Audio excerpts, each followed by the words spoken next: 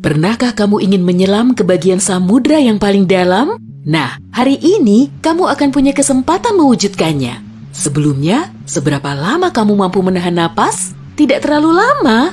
Tenang, jangan khawatir. Silahkan naik kapal selamku dan ikutlah denganku dalam perjalanan menuju kedalaman. Siap?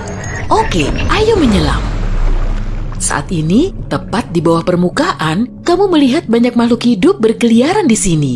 Banyak sekali ikan dan hewan laut, serta halo, orang-orang yang sedang berenang melambaikan tangan ke kita. Tapi kita tak akan berlama-lama di sini. Dadah! Pada kedalaman 20 meter, ada dunia baru yang terbuka di depan matamu. Terumbu karang dangkal tumbuh dengan indah tidak jauh dari pantai. Dan hey, kita bertemu banyak orang lagi di sini. Tapi kali ini, mereka adalah penyelam scuba. Tanpa peralatan khusus ini, tekanan air di kedalaman ini tidak ramah bagi penyelam biasa. 40 meter adalah kedalaman tempat kita berpamitan, bahkan kepada penyelam rekreasi. Ini adalah batas maksimum yang diizinkan untuk mereka. Selamat bersenang-senang, teman-teman. 60 meter, dan kita bertemu orka pertama. Paus ini mendiami perairan yang relatif dangkal di hampir semua laut dan samudra di dunia. Tahukah kamu bahwa orka adalah predator puncak? Artinya, orka tidak punya musuh alami dan tidak ada yang bisa mengalahkannya. Pada kedalaman 70 meter, kita bertemu dengan hiu paus, spesies ikan terbesar yang diketahui dunia dengan berat mencapai 60 ton. Umurnya pun lumayan panjang, semoga panjang umur selalu ya. Hiu paus bisa hidup sampai sekitar 130 tahun. Sekarang, lihatlah keluar. Jika kamu melihat penyelam scuba, artinya dia adalah seorang profesional. Karena pada kedalaman 100 meter, mereka harus sangat berhati-hati agar tidak terkena penyakit dekompresi. Penyakit ini terjadi jika kamu naik terlalu cepat ke permukaan. Dan jika beruntung, kamu juga bisa melihat gurita Pasifik raksasa. Dia tinggal di perairan dingin mulai sedalam ini dan sampai kedalaman 2000 meter. Sekarang, kita memasuki bagian samudra yang gelap. Pada kedalaman 150 meter, hanya 1% cahaya dari permukaan yang sampai ke sini. Sisanya diserap oleh air. Segala sesuatu yang lebih dalam dari sini akan menjadi semakin gelap. Hei, lihat! Pada kedalaman 200 meter, ada oarfish raksasa yang mengitari kapal selam kita. Makhluk ini diyakini sebagai penyebab dari semua penampakan ular laut. Dan banyak yang salah kaprah. Terkadang, mereka berenang ke permukaan dan menakuti para pelaut dan perenang. Tidak heran, panjang ikan ini bisa sampai 11 meter. Pastinya cukup untuk membuat bulu kuduku berdiri. Oke, sekarang kita berada di kedalaman 300 meter. Dan sebentar, makhluk besar apa yang ada di luar sana itu? Oh, aku tahu. Itu kepiting laba-laba Jepang. Kamu bingung kenapa laba-laba? Tuh, lihat saja kaki mereka. Dan jawabannya akan datang kepadamu tanpa butuh petunjuk lain. Omong-omong, kaki-kaki ini juga yang mendominasi ukuran makhluk ini. Tubuh kepiting seperti ini biasanya hanya selebar setengah meter. Mari masuk lebih dalam. Dan di kedalaman 500 meter, kamu akan melihat paus biru terakhir. Tidak, bukan paus biru terakhir di dunia. Maksudku, ini adalah jarak terdalam yang bisa mereka tempuh. Paus biru tidak benar-benar perlu menyelam sampai sedalam ini untuk mencari makanan yang sudah berlimpah di perairan dangkal. Tapi mereka masih mampu. Sepertinya mereka hanya ingin memamerkan kehebatan. Mau bagaimanapun, mereka adalah makhluk terbesar dalam sejarah bumi, baik di samudra maupun di darat. Shh, kamu mendengar ini? Ini adalah suara yang dibuat paus sirip untuk berkomunikasi dengan teman-temannya dari jarak berkilo-kilometer. Mereka bisa melakukan ini berkat saluran shofar atau saluran laut dalam yang umumnya dimulai dari 600 meter, tapi kedalamannya dapat bervariasi. Ini adalah lapisan air yang kecepatan suaranya paling rendah dan gelombang suara dapat bergerak ribuan kilometer sebelum menghilang. Pada kedalaman 830 meter, kita telah mencapai titik tempat Burj Khalifa, gedung tertinggi di dunia. Tidak akan mungkin menunjukkan ujungnya ke permukaan jika diletakkan di bawah air. Hei, ayo kita coba. Sekarang kita memasuki bagian samudra yang sangat menarik. Di sini tidak ada sinar matahari dan banyak makhluk aneh berkeliaran. Salah satunya adalah cumi-cumi raksasa. Ya, yang luar biasa besar itu, dia mendiami kedalaman 900 meter. Bayangkan makhluk dengan mata sebesar frisbee. Paus sperma memburu monster ini, tapi mereka dijamin mampu melawan balik. Melihat mereka bertemu adalah pemandangan yang menegangkan. Dan disinilah kegelapan pekat akhirnya menyelimuti kita.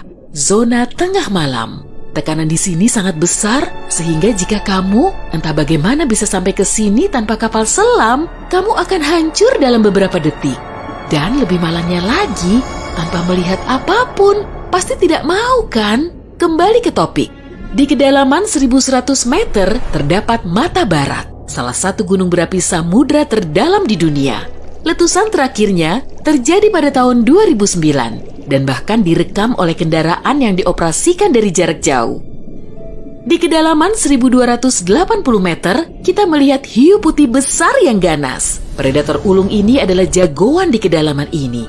Penglihatan mereka agak buruk dan mereka bergerak menggunakan indera penciuman. Jadi, mereka sama sekali tidak membutuhkan sinar matahari untuk memburu mangsa.